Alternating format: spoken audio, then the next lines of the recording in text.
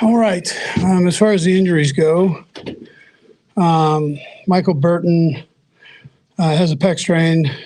Jody Fortson has surgery this morning on his Achilles. Tyreek will miss practice today with a quad contusion. We'll just let that calm back down. Hitch has a tricep contusion.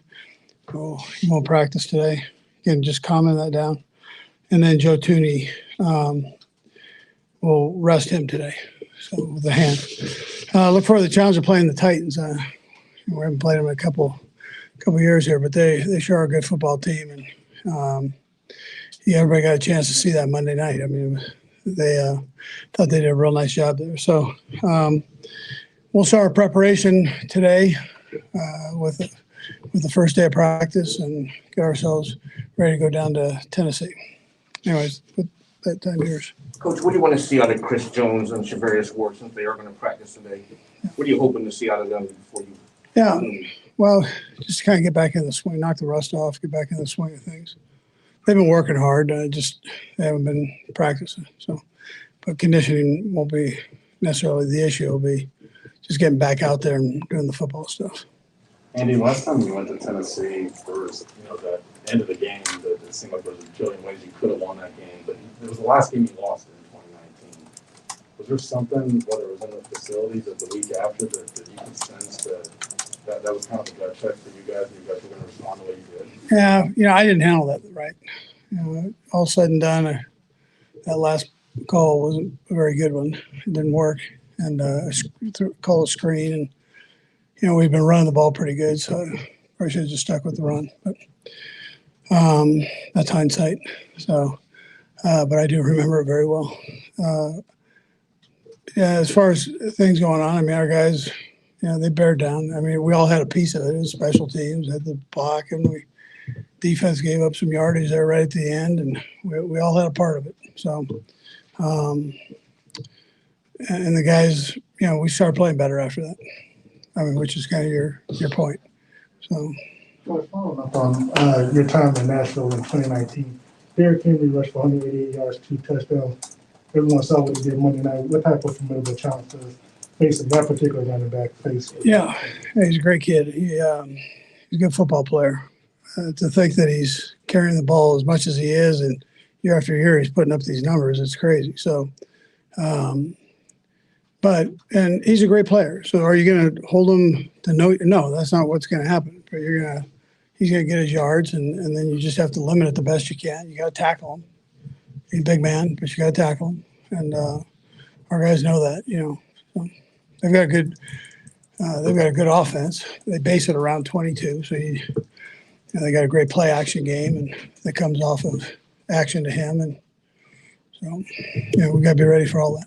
Every season's about kind of ebb and flow, but you used the term the other day about maybe there was a enough's enough mentality at halftime. How do you see that possibly holding, or how do you get momentum from that? Yeah, well, that's it. I mean, you got to go do it. You can't talk about it anymore. You got to go do. And so guys will come out today. They'll work hard. That's where it starts. Practice fast and accurate, and try to maximize that the best you can in preparation. And then you let the chips fall where they may when you go play, right? But you got to prepare yourself. You saw that in the results in the second half. Did you see it, in some way taking form before you went back out at halftime, after halftime? Yeah, I could sense it at halftime that they were kind of tired of what was going on. So, I know you'll see on Anthony Hitchens, but with him out of the mix, fair to say that Ben Neiman will get those reps making the calls, or will the younger guys maybe mix in there? Yeah, all three of them will be in there going. So at different spots. Spag's got a lot of different personnel groups in there, but all three of them can make the calls they need. Yeah, Andy, who did have the call responsibilities when Anthony went out in Sunday's game? They kind of mix that up. They mix it up. That's the best I can say. You mentioned Tennessee's ability to run stuff off of play action. Just for any linebacker, how do you try to teach being aggressive because you know how talented Henry is, but also obviously being aware of, passes that may come behind those windows. Yeah, you gotta study the tape and see if you can't come up with some kind of indicator. They do a great job with that. But you gotta be able to pure read it and then get yourself back in a position where they're not attacking the middle of the field because you're not there. So you're stuck in the line of scrimmage. So, you got to be disciplined with that. And then you got to study. Well, you mentioned Joey Fortson having surgery earlier today. What do you tell a guy like that that's worked so hard to make this team and now, has a long road of mentally and physically recovery coming? Yeah, listen, I mean, things happen in this business. He'll be back. He's built a nice foundation for himself. So he got a taste of it. And it's just a matter of him getting in, rehabbing, and getting himself back. But he knows that he can play now. Not that he didn't know that before, but he's done it. So, that's kind of where he's at. And there's no easy way around it. He's going to miss it, but he's going to be plenty busy rehabbing that thing. A couple more. We'll start with you, Matt. Hey, Coach, I know it's still early in the season, relatively speaking, and there's always the every game's important mentality, but Buffalo, the Chargers, Ravens, Titans, all shaping up to be the top teams in the AFC. With losses to those other three, does this game have a bigger magnitude for you guys? Yeah, they all do. I mean, every game, you got to treat it like its own, like it's the game, right? I mean, you don't want to. That's just how it is in today's football. So you lose a few games and you're playing catch up. I mean, you just named off 4 teams, and you're playing catch up when you lose a few games. So every game becomes important. Every game should be important, though, to start with. I mean, it's hard for me to stand up and say, well, this one's not so important. Coach, we get to talk with Turk a little bit later today. Just the kind of player he is. He, coming from a smaller school, he's worked his butt off really to be here. Yeah. How have you seen him progress as a player and then be able to make plays like he did last Sunday? Yeah, that was a great play. So he works extremely hard. In practice, he goes 100 miles an hour. He's gifted athletically. He was a running back in high school, so he can move around a little bit. But he works at his trade. That's what he does. And he does it 100 miles an hour. Every play, every day, he's going. You don't have to worry about that with him. Last one, Sam. Just wanted to ask you about Willie Gay. Obviously, he missed a month. Just 18 snaps on Sunday. Is it just a process of working him back to full health? Yeah, he's getting back in the swing of things, and did a good job. He'll keep getting more as we go. Yeah. All right. Thank you. Okay, good. Thanks.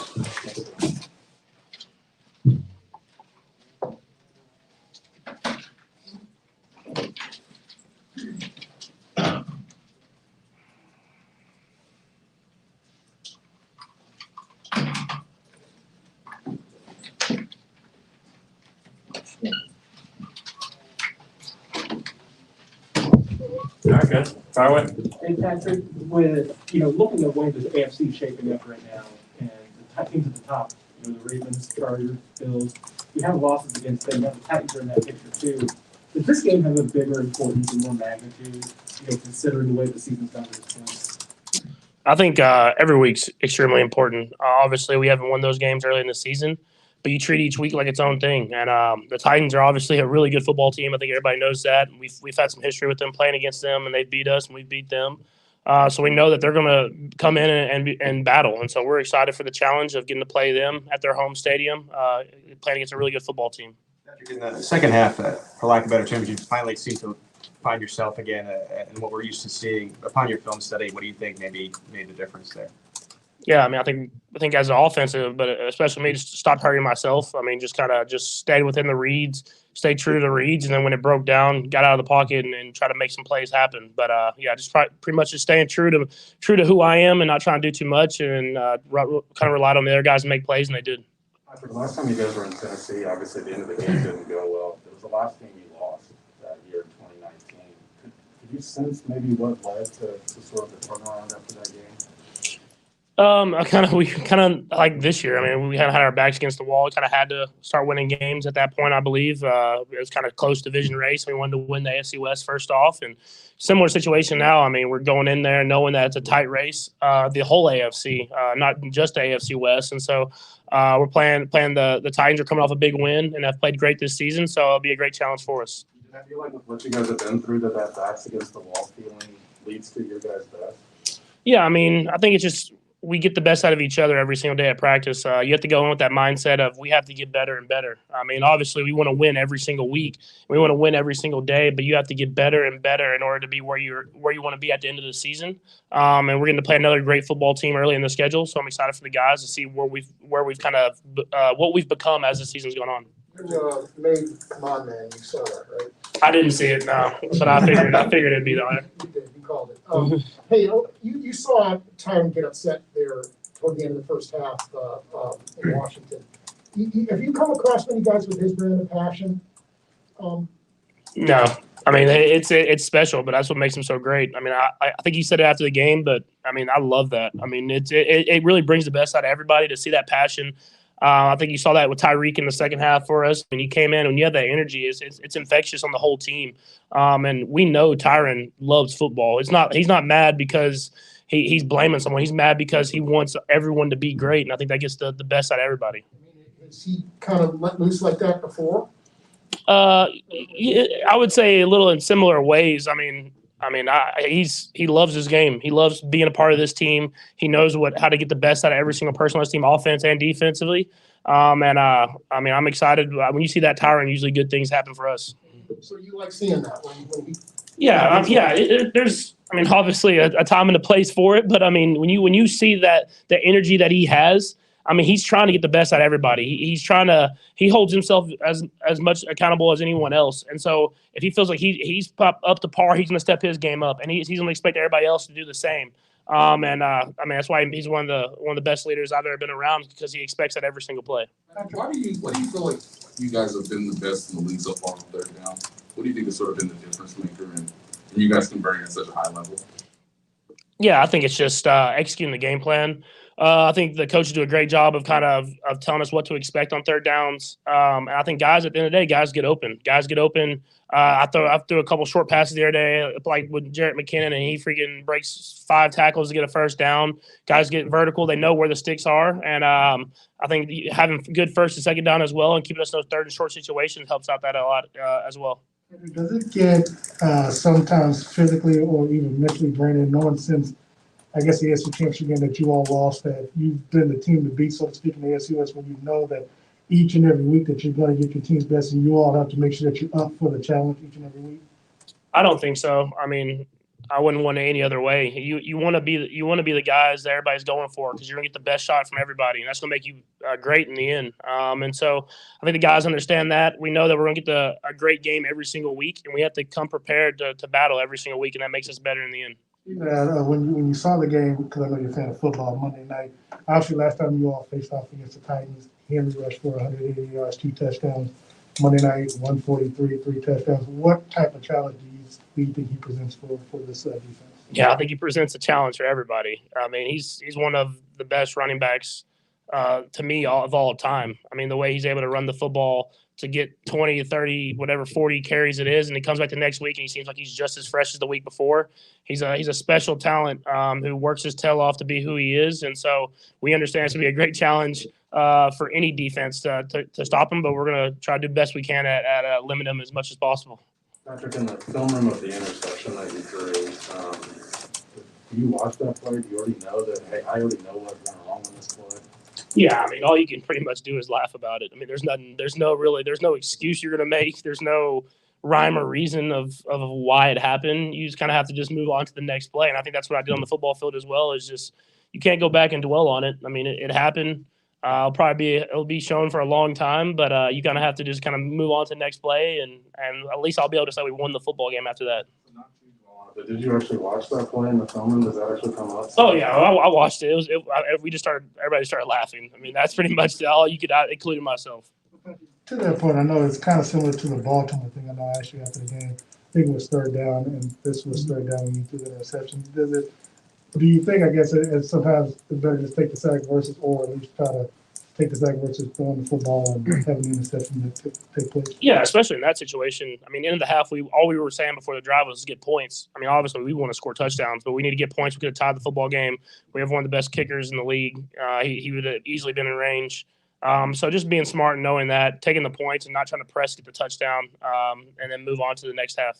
With everything that has gone on this season, when you do rewatch the film, or maybe you even notice it on Sunday, but for a guy that's been a veteran like Mike Remmers to come in and just what did you see in the game and what made him sort of effective when you rewatched everything? Yeah, I mean, you see he battles. I mean, I think that's the biggest thing is he's played a lot of different spots for us, but for other teams as well, and been in a lot of big games. So he knows what it takes. He knows how to get in there and battle, help bring those young guys along as well, and be kind of a leader on that side of the line for us. So I mean, it's definitely a guy that I'm glad we have on our team, and we have that depth that he can just step right in and play really good football. Patrick, you had the third down on Sunday where you hit Trav with the shovel pass when you were going one way and hit him the other way. I know you guys practice the scramble drills, but how do you explain that chemistry that you guys have, or he knows that he needs to be ready for that? Yeah, I think he knows he just to get to the open space, and I think that's what he was doing there. They actually were kind of running a little double coverage type thing on top over the top of him, so he stopped and then broke back out and broke back in. And I was running to the left, and I didn't think I had enough time to get my arm all the way around, so I just put it out there. And usually when it's in his area, he brings it in, and he got it and got a big first down for us. Patrick, Andy described the feeling at halftime the other day as maybe it's sort of a enough is enough feeling. And was that something you felt? And if so, how did that look in the room, and how did it take form? Yeah, I mean, I think you felt that just from the locker room. There was nothing really said. I mean, it was really just, hey, we gotta play. I mean, if we lost that game, we were gonna be in really bad shape, and we're still not where we want to be at right now. But we got to just keep every single day getting better and better, and making the most out of it. And hopefully, the win-loss record will kind of handle itself at the end of the season. With that, what reason do you have to feel like that really is a reset? I mean, do you have some hope that really kind of set things straight, or how do you know? Yeah, I mean, I don't know if you call it a reset. I think you just have to build upon it. You build on it. We're still nowhere near where we want to be at. I mean, we still have a long ways to go, cutting the turnovers down, executing better as an offense, and finding ways to score touchdowns. And when they're not there, take field goals. And so it's something that we have to continue to get better at, and we have a long ways to go. But it was definitely a great start to finish that half like that, and hopefully carry that momentum into this week. Patrick, week in and week out, with all the success you've had, it seems like your game is always placed under a microscope, right? Like everyone and everything is always being compared to you. What is like your in-season coping mechanism that you use to just like everything out? I mean, it doesn't really bother me that much. I mean, as long as you're winning football games, all that other stuff doesn't matter, good or bad. And so I just kind of have that mindset of I'm going to do my routine, stay within my routine, focus on winning football games, and after that, the rest kind of handles itself. Thanks, Patrick. Thank you. All right, guys.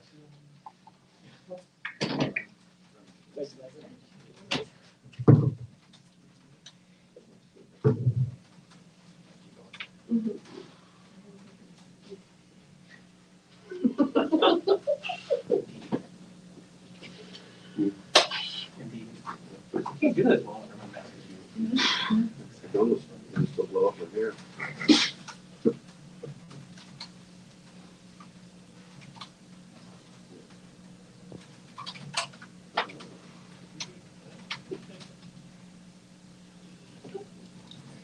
All right, guys, we're gonna go Tershawn Wharton first. How y'all doing? Good. Go and fire away. Tell me about the interception. Something I probably had never be seen or do again, but I mean, it's always good to get one in and make Sports in the top 10. Yeah. Explain kind of how you actually pulled it in. I seen it coming. I knew he was throwing it to we always was talking about the running back, his check down. So when I seen it coming, I really was trying to like swipe it down, but he ain't put that much heat on the ball. So when I hit it, I realized like I really had it. So I just put it on his head. And then once I got two hands on it, I wasn't letting it go. First pick in your career? Yes, sir. First pick in my career.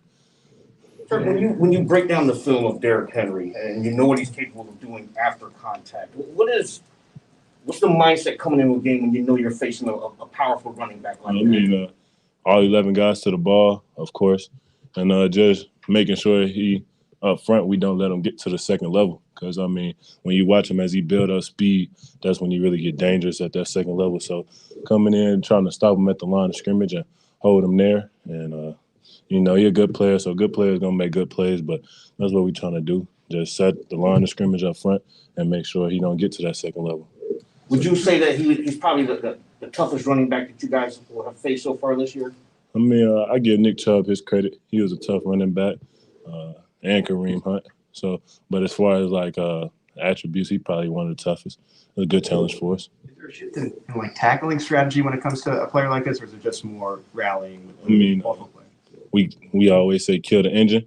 He's a big guy, so you know you gotta take his legs out. That's how you kill the engine on him, and all 11 hats to the ball. So Tershawn, when Tyrann Mathieu was kind of upset there at the end of the first half in the game the other day, what were you thinking at that point? I mean, you know, that's our leader, so he gonna voice his opinions, and you know, we all gonna go behind him. We ain't gonna check out on him, and he didn't check out on us. So, you know, we were good. Have you seen that kind of thing from him before?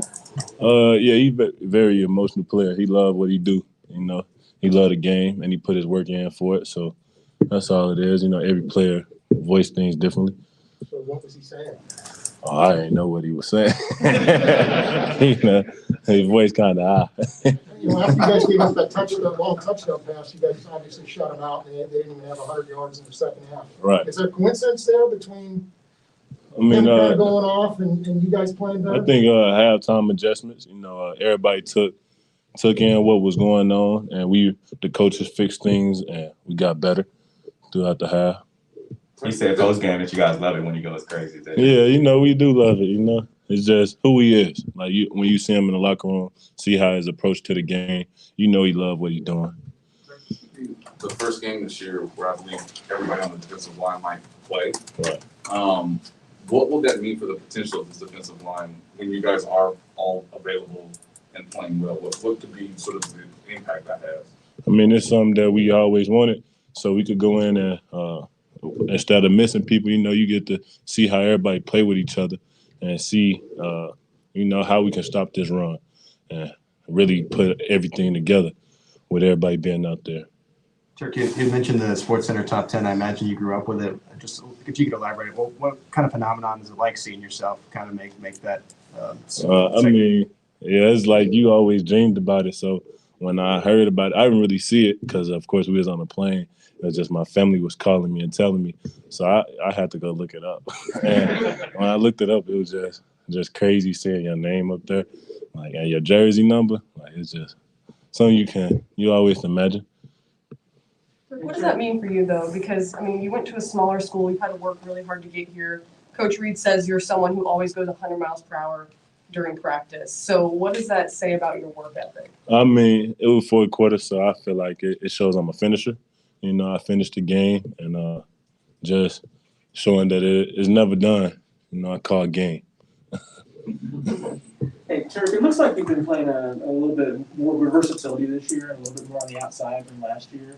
Has that been just, you know, really necessitated by the injuries, or is that something that Coach Daly is trying to get you to do? I mean, they say the more you can do, the better. So, I mean, them throwing me out there is something I just see showing my versatility and another way for me to make plays and help this defense. So, definitely something I feel like more and more I show I can do it, we can stick with it. Are you pretty comfortable playing out there on the edge? I mean, yeah, that's what I did in college. I ain't moved a 3-tech to NFL, so definitely feel comfortable. Tershawn, you guys were so good defensively on Sunday. How good did it feel to finish it with like an exclamation point with your takeaway? I think that was the best thing. I never ran to the touchdown with everybody following me. So I think it was just cool to do it, and everybody was showing me love on the sideline. So always happy when that could happen. Okay. Thank you. Thanks, sir.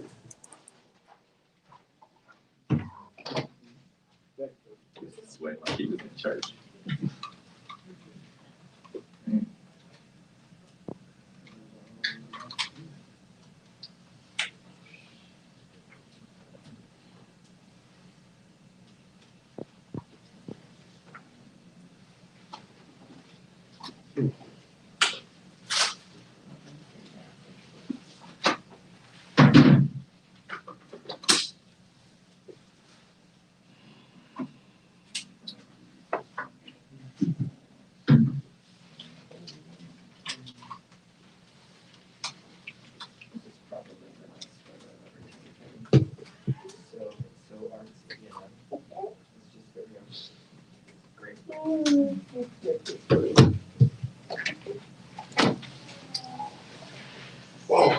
Noisy person here. Weird. All right, guys, fire away. Mike, can you walk us through a little bit as you were working through your injury during training camp and then end up, being the backup up until last week and what it felt like to get back out there? Oh man, it felt great getting back out there. I love playing. Going into year 10, it brings me a lot of joy being out there on the field with my teammates and everything like that. And I was just banged up during training camp, and they got a great staff here that got me ready, and been practicing on the scout team and stuff like that. Just trying to stay ready for the opportunity, and happy to be back out there. You mentioned going into year 10. I'm not sure if the rest of the offensive line has 10 years, probably around that. What's that like being the elder statesman with that group now? You know what? We got a lot of young guys, but they don't act like young guys. They're wiser than their age. So it's been a lot of fun. I think we got a great group, and I'm really proud of this group and proud to be a part of it. And I thought everyone battled their tails off last week, and we've been doing it all season. And looking forward to this game this week, though. Mike, what's something that you've learned now with 10 years of experience that helps you be prepared to be ready to play at your best when the first opportunity comes versus maybe earlier in your career you need to get more of a rhythm to play? Right. Well, the one thing, like backing up, which I've been starting for a while now, so it was just kind of a different role as a backup. Is you got to be ready at any moment at multiple positions. You got to watch film on right side, left side.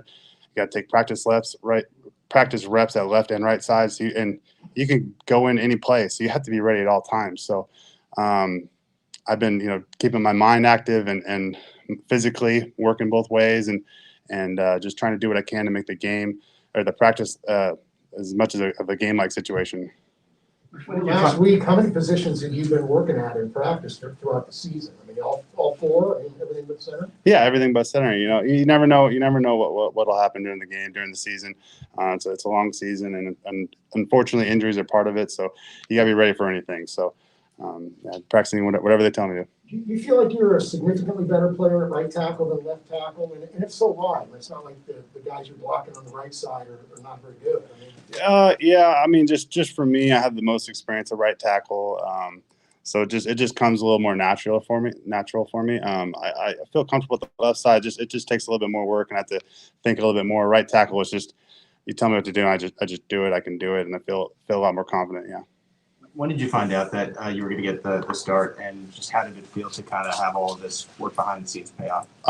So they informed me on Wednesday, and but I knew that I had to go out and have great practice. If I didn't practice well, then they're not going to be confident in me going out there and doing my job. So I just they told me Wednesday, and what was the rest of your question? It was how did it feel that all of this behind the scenes work you're kind of discussing pay off and get back? Oh no, like I said earlier, it brings me so much joy and happiness being out on that field, and just being out there with my teammates. It's an amazing feeling. So just not taking it for granted, enjoying every game I get. This is a simple question. We won't get judged. How is he managing to play and start with the broken hand? How is he doing? He's just a tough guy, man. He's just a tough guy. Not a lot of people would even think about doing that, but it takes. I don't know, man. The guy's he's just a tough guy. That's all I can say. Like, as the Grizzlies veteran of the group, 10 years, and you have three rookies over on the right side. What do you say to Lucas as a rookie, and now that you're the starter? What do you say to him to keep his confidence up? Oh, I mean, just it's incredibly difficult to be playing in the league, especially as a rookie. I mean, that's not an easy task, and he's been doing great. I mean, he's improved a lot through the season, and I've seen it. His technique has gotten a lot better, and he's a fighter for sure. And I know he's always there and supporting me, and I'm there supporting him. We bounce ideas and thoughts on the opponent each week. So he's a good teammate, a great teammate though.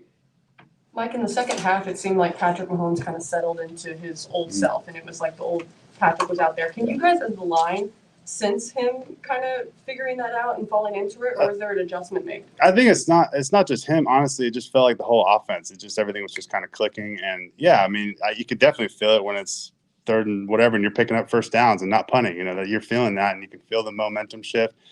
You can feel the defense is feeling it as well. opponent, the guys we're playing against, I feel like you could kind of tell that they were like, okay, they're starting to click now. And so we're just trying to do that every single snap now. So that's our goal. Mike, one of the trends this year is that when you guys do have third downs, teams are not blitzing you as much as in years past. Right. I just wonder from an offensive lineman standpoint, when you get the sense that the team is not blitzing you, how that may change when it seems like defenses want to get to third down to, add pressure to the quarterback. I mean, you don't know. I mean, they might be blitzing, they might be faking a blitz. I mean, you just never know. So we're prepared for everything on third down, and just focusing on our technique and one-on-one blocks, especially on the O-line, and just trying to help out whenever we possibly can. I don't know if we've had a chance to really talk to you since the end of last season and everything, but with free agency in the offseason, what made Kansas City like where you want to still be a city? Yeah, I love Eric. I love Coach Reid. I love the entire staff here. I mean, this is a great city. Well, I love the barbecue, of course. And so when they gave me the opportunity to come back and play, I jumped on, and I'm really happy and proud to be here. Okay, thanks, Mike. Thanks, Mike. See you guys.